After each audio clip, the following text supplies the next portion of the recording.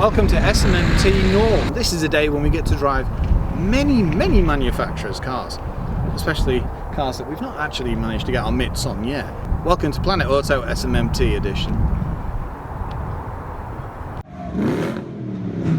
The all-new Vauxhall Mokka. And what a radical design change. Do you remember the earlier gen? This is just so fresh and so new.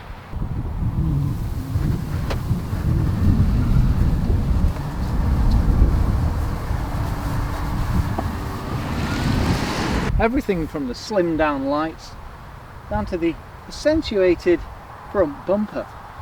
Even things like vents. They've got rid of the grille completely, but you don't really need a grille in an electric car anyway, so that makes perfect sense. And the colour scheme works really well with the mamba green and this satin silver. But it looks so much better for it. It's brought the Mokka into 2020. And now, as we know, Vauxhall is now Stellantis. So it's going to be interesting watching these vehicles as they progress, because it certainly uses a far more dynamic design style to the previous Vauxhalls. This has made the crossover funky. Chunky black plastic cladding, chrome trim around the door, even doors that cover the sill. Also keyless entry, power folding door mirrors, and they look rather smart with the black caps on top as well. And a black roof line, so you've kind of got the old school two-tone. And just look at the flow of the roof there. It just works so well, this, especially with the roof line running into the black spoiler. LED rear lenses that wrap round here. You're reminded it's fully electric, and it's the new Mokka. Centralized text, especially in this font, looks very good on the back of here. You've got rear parking sensors and a reversing camera.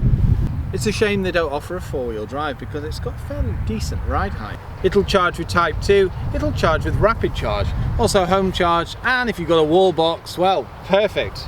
You're going to save yourself so much money on petrol. Climbing in's nice and easy, decent ride height, and the doors open nice and wide. Now, one thing I have noticed is there's no grab handles anywhere. Also, hard plastics at the top. Didn't expect that. It's such a transition from the earlier gen, it really is. Everything's so much more modern. Strong build quality, leather wrapped steering wheel, even a full digital cluster. Everything's just nice and straightforward, and rotary dials as well. It is so modern. The mixture of premium materials and finishes just, well, it makes it stand out so much more than, dare I say it, the more blander previous gen. No, Vauxhall have done a wondrous job with this, they really have. Nice cup holders, lots of glosses. Yes, it is piano black, so you will see fingerprints, but it looks smart, especially when polished up. Drive modes, interesting gear selector, and buttons for your safety as well. Places where you can disable things like your parking sensors. And it's so nice to see rotary dials, digital readout, and the infotainment screen. Lovely the way that they've integrated it into, I suppose it's the cluster. And even things like this, it's got like a little cover which helps the sun from reflecting on it. Just the little touches. Now, I'm very impressed with this. I mean, you will find hard plastics if you start digging down, and here as well. Now, you could have covered that, but it just boosts the price. What they've done is about right. I'm also a fan of the fabric on the seats as well. Isofixes, and they hold you quite well.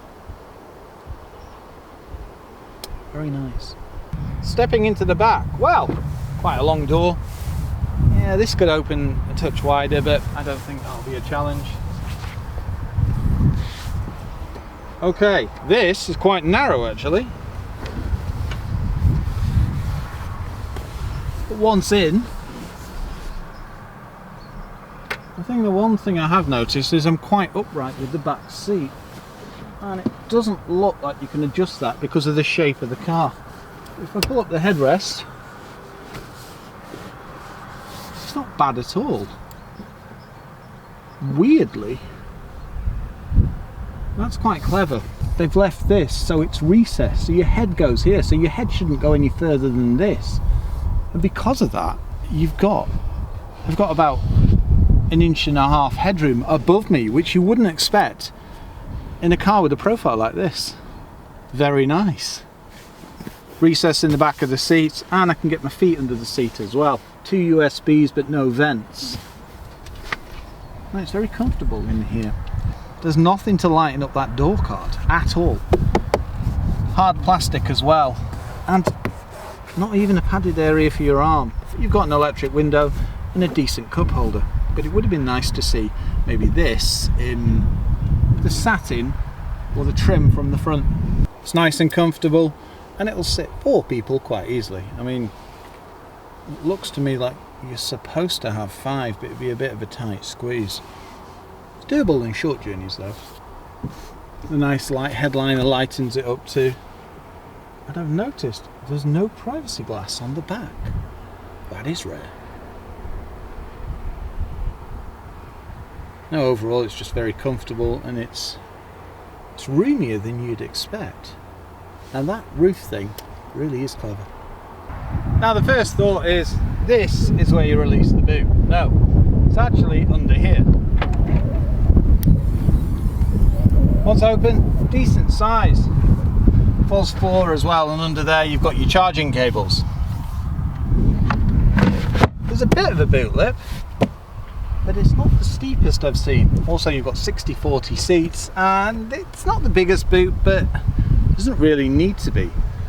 It's more like a city crossover. Invariably, when a car like this ends up with an electric or a hybrid powertrain, then you do sacrifice some of the space in the boot for things like cables.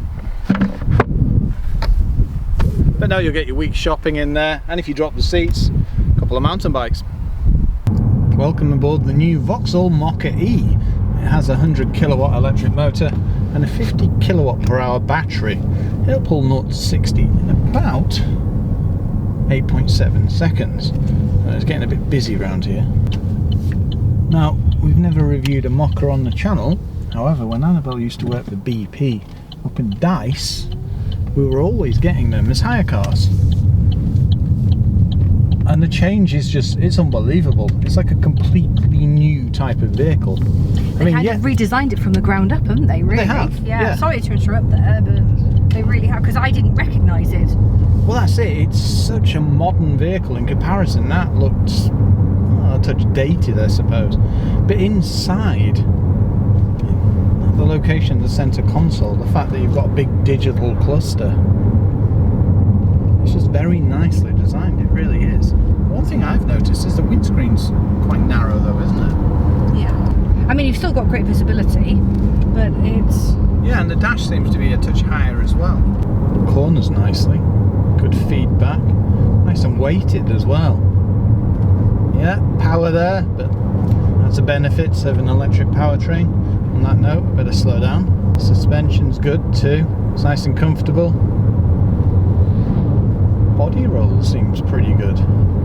Even for a passenger, it's minimal. Yeah.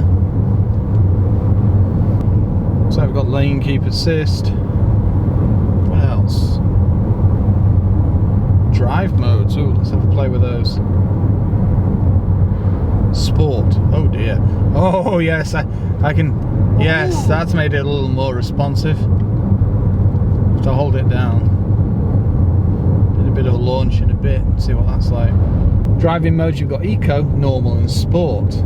Now Eco has a heavier level of regen. Sport doesn't seem to have one unless you press B. And Normal is, yeah, pretty normal. You can tell when you hit Eco, it just powers everything down. Currently, it's about 6 miles per kilowatt. Yeah, that's not going to last for long. So this is Sport mode.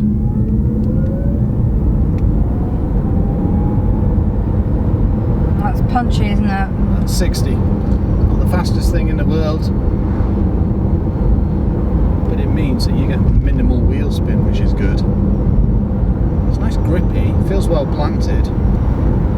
Sport, yeah, it's quite engaging. If you actually back off, a little bit of movement, but I mean, more so with sport than comfort. But well, the bottom line is it's an SUV, isn't it? Yeah, exactly. I do like this cluster. So you've got charge on the left, which is blue, and Eco, and then power. Nice and clear. quite a simple design.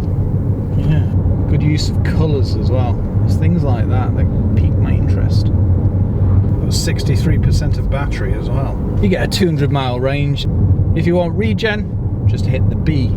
That's quite a good idea actually. There's only one mode, but it does scrub enough off. So you don't really need to brake. Reversing camera, very nice. Yeah, interesting gear shifter as well. Drive modes. It's just well designed. Nice switch gear and that kind of thing. Okay, it can launch. We knew that already. Not to that level, I didn't.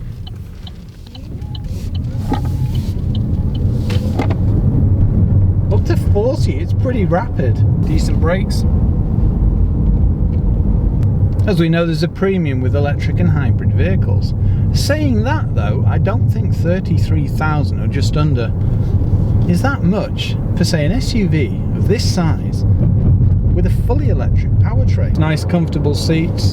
They're not too buckety, but they do hold you well. And yeah, it's just a nice comfortable driving position. And it really has come a long way since the previous gen. I'm a big fan of this colour. The exterior is amber green and it's very striking. Yeah, they've used this in some of the ads and I'm not surprised. I'm just watching the battery charge there. And considering I've been playing around with it, we've used about 3%, so it seems to use the battery quite conservatively. Currently between 3 and 4 miles per kilowatt. And if I go into eco mode, let's see what changes. Weirdly, going into eco mode then, it didn't even affect performance, but it did increase our kilowatts. My word. It also applies a heavier level of regen as well. So now it's increased to about 6. Nice, well done, and rotary dials as well. Quite rare in a modern vehicle. But it is nice to see that they're included here.